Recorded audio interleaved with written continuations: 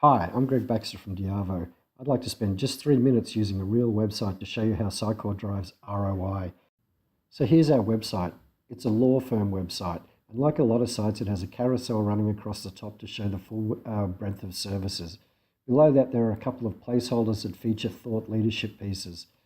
Firms place a lot of time, and other B2B businesses place a lot of time and money on developing thought leadership as a lure to get people to engage with the website and to move them towards conversions. The last thing I want to show you about the site's construction is this widget on the side. This is designed to really show the levels of engagement that are captured by Sitecore and those actionable analytics I spoke about before. It shows the level of personal information we capture during somebody's visit, and it also shows, really importantly, their online behavior.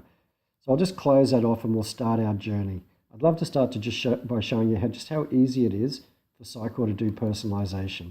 So as a customer moves from one page to another, in this instance I've moved to a section of the site on corporate law, Sitecore has now profiled me as being interested in legal information. So I've been profiled as Lucas the lawyer.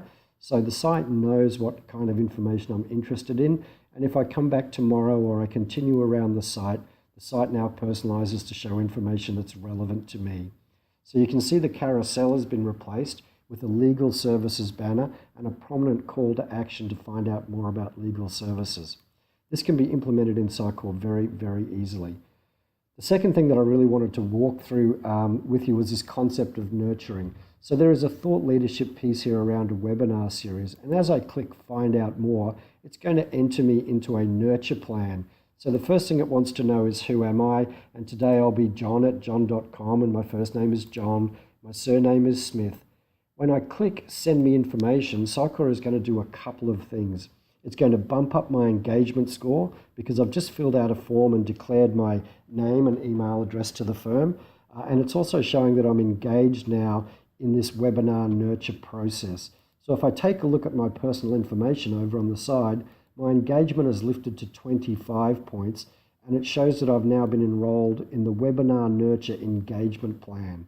That means the site is going to change and personalize to move me through the steps to actually register for the webinar. Right now, I've just seen the landing page around it.